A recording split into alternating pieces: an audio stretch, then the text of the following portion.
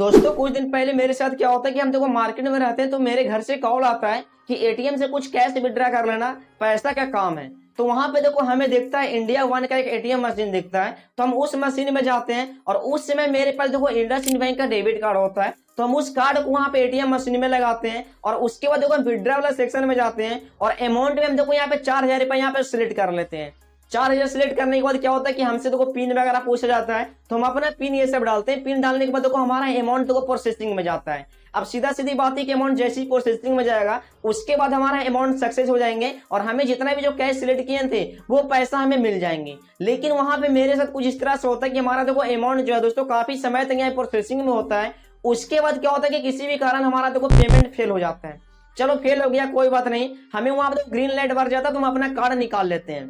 अब मुझे लगता है कि चलो यहाँ पे फेल हो गया कोई बात नहीं, हम किसी और एटीएम मशीन में जाके वहां से हम कैश विड्रा कर लेंगे, इसमें क्या दिक्कत है। यहाँ तक तो कोई दिक्कत नहीं था, लेकिन जैसे ही हम अपना मोबाइल निकालते हैं ना तो वहां पे हम क्या देखते हैं कि हमारे बैंक से यहाँ पे एक मैसेज आया हुआ था और उसमें लिखा हुआ था कि 4,000 रुपये आपका अकाउंट से डेबिट हो गया है। अब यहाँ पे दिक्कत होना चालू हो जाता है क्योंकि देखो हमें एटीएम मशीन से तो कैश मिला नहीं था, हमारा वहां पे पेमेंट फेल हो गया था, लेकिन हमारे अकाउंट से वो पैसा डेबिट हो गया, यानी कि हमारे अकाउंट से वो पैसा कट हो गया है। देखो दोस्तों इसे बताने का मेरा मकसद सिर्फ इतना ही है कि ये चीज देखो मेरे साथ हुआ तो हम तो अपने पैसे को कैसे भी करके रिफंड ले लेंगे, लेकिन ये चीज देखो बहुत से भाई लोग के साथ हो चुका है।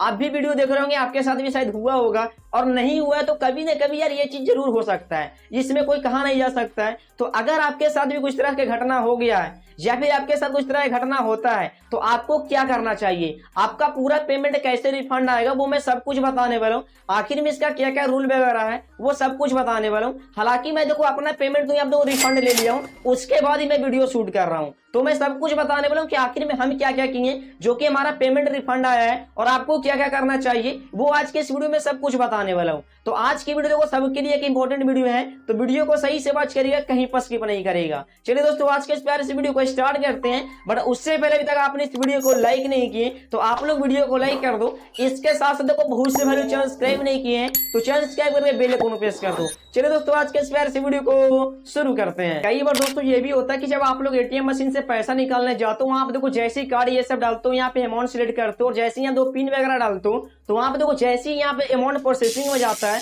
तो उसके बाद क्या होता है कि एटीएम मशीन से यहाँ पे साउंड निकलता है, वो साउंड मनी काउंटिंग के यहाँ पे साउंड होता है। तो अगर देखो पैसा आप निकल रहे थे और इस तरह का अगर वहां पे साउंड आया है और अगर आपका पैसा नहीं निकला है तो इसका मतलब ये है कि पैसा आपका एटीएम मशीन पे कहीं पे फंस गया। क्योंकि अभी बहुत सारे एटीएम में क्या हो रहा है ना कि कुछ स्कैमर लोग ऐसे हैं जो जहां से कैश निकालता वहां पे क्या करते हैं कि जाके पत्ती ये सब डाल देते हैं। इससे होता ही है कि आप देखो जब भी कैश विड्रा करने जाओगे आपका वहां पे देखो कैश तो विड्रा हो जाएंगे लेकिन वो पैसा आपको रिसीव नहीं होगा। उसका रीजन क्या है कि वहां पे जहां से कैश निकालना होता है वहां पे पत्ती ये सब डाला हुआ है तो पैसा वहां पे एक जगह पे कलेक्ट हो जाता है।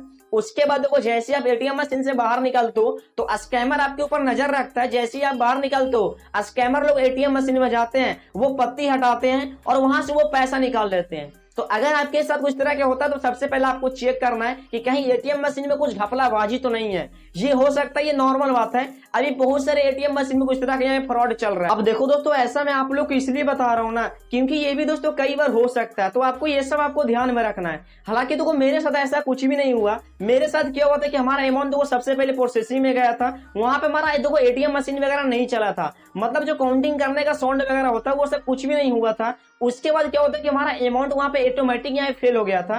फेल होने के बाद क्या होता है कि हमारा देखो अमाउंट यहाँ देखो अकाउंट से यहाँ पे डेबिट हो गया था। तो अगर आपके साथ उस तरह की घटना होता है तो आपको क्या करना है कि सबसे पहले देखो आपका एटीएम मशीन के यहाँ पे जो भी जो एड्रेस है ना उस एड्रेस को देखो सबसे पहले आप लोग को नोट करके रखना है।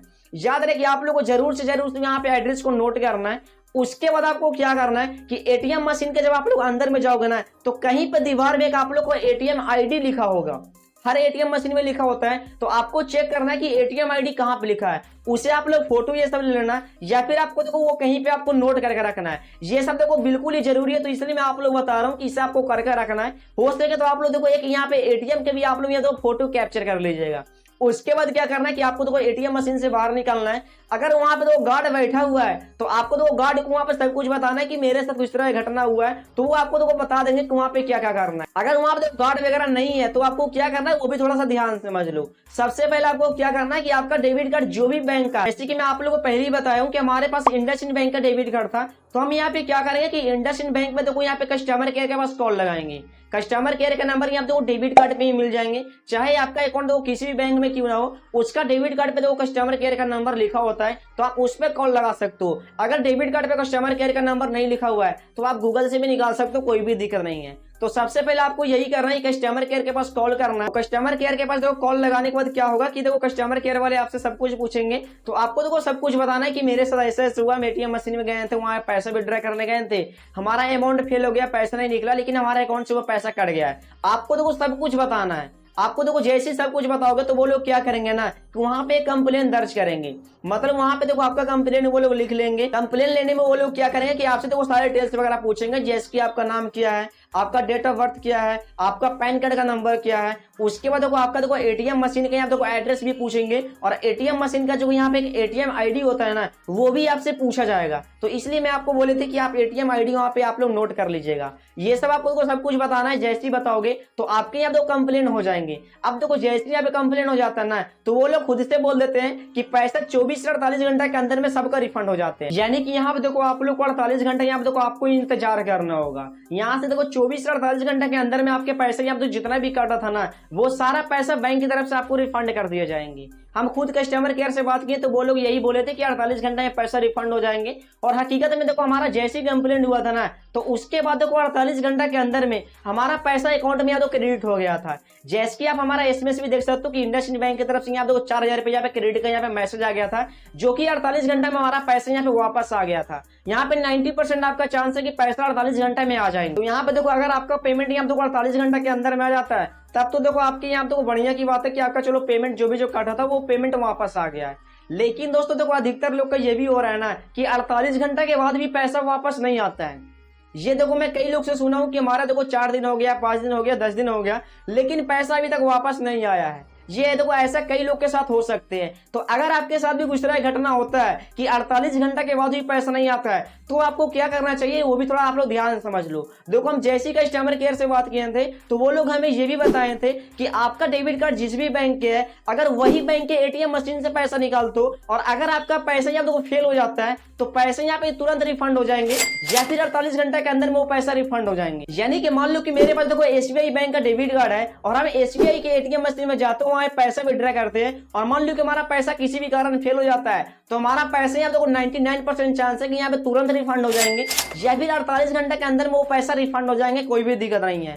लेकिन मान लो कि आपका डेबिट कार्ड किसी और बैंक का है और आप लोग किसी और बैंक के एटीएम मशीन से पैसा निकालते हो और वहां पे पैसा फेल हो जाता है, तो फिर आपका तो पैसे यहाँ तो रिफंड होने में यहाँ पे टाइम लग सकता है। हमें तो कस्टमर केयर बताए थे कि यहाँ तो कम से कम 5 दिन का यहाँ पे टाइम लगता है, तभी वो पैसा रिफंड हो जाते हैं। हालांकि देखो मेरा तो 48 घंटे के अंदर में यहाँ पे रिफंड हो गया था। मेरा भी देखो डेबिट कार्ड यहाँ पे अदर बैंक का था और हम यहाँ पे देखो अदर एटीएम मशीन से पैसा निकाले थे, तो हमारा पैसा देखो 48 घंटे में वापस आ गया था। अब दोस्तों मान लो कि आप लोग देखो 5 दिन बाद भी पैसा रिफंड नहीं होता है, तो फिर आपको क्या करना चाहिए। देखो दोस्तों अगर कोई बैंक देखो 5 दिन बाद भी पैसा रिफंड नहीं करता है, तो फिर देखो आरबीआई का एक रूल है।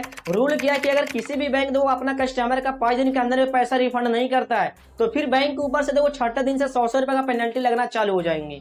मतलब वो लोग जितना दिन लेट करेंगे उतना दिन की यहाँ पे डेली के यहाँ पे 100 रुपए लगना चालू हो जाएंगे। मान लो कि आपका पैसा 10 दिन के बाद वापस आ रहा है, तो आपका देखो 5 दिन का यहाँ देखो अलग से वो लोग 500 रुपए पेनल्टी देंगे। तो आपको सबसे पहले क्या करना है कि अगर 5 दिन के अंदर भी पैसा नहीं आ रहा है, तो फिर से आपको कस्टमर केयर के पास कॉल लगाना है और उनको फिर से बोलना है कि 5 दिन हो गया अभी तक पैसा वापस नहीं आया है, हम जाके आरबीआई में कंप्लेंट वगैरह कर रहे हैं, उस तरह से आपको बोलना है। तो वो लोग देखो पैसा रिफंड कर देंगे।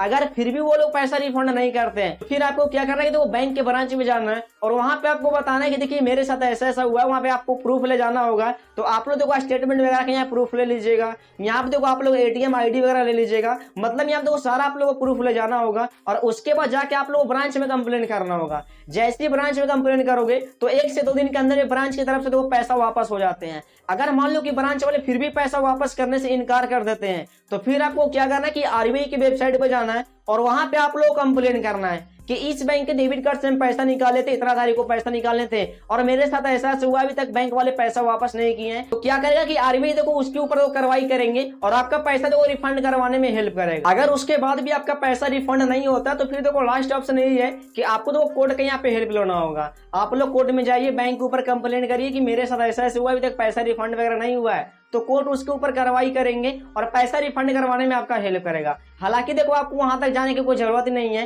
5 दिन के अंदर में देखो 99% चांस है कि 5 दिन के अंदर में ही आपका सारा पैसा रिफंड हो जाएंगे। तो दोस्तों यही था इन्फॉर्मेशन जो कि मैं आप लोगों को सब कुछ बता दिया हूँ। उम्मीद करता हूँ कि मैं आप लोगों को जो भी बताया हूँ वो सब कुछ समझ में आ गया होगा। अगर वीडियो पसंद नहीं तो वीडियो को लाइक कर देना, साथ ही इस वीडियो को आप लोग खुद के पास ही सीमित मत रखिए, इस वीडियो को यार सभी के पास शेयर करिए ताकि और भी लोग को इसके बारे में जानकारी मिल सके। मिलते हैं नई वीडियो में, तब तक के लिए बाय बाय, जय हिंद, वंदे मातरम।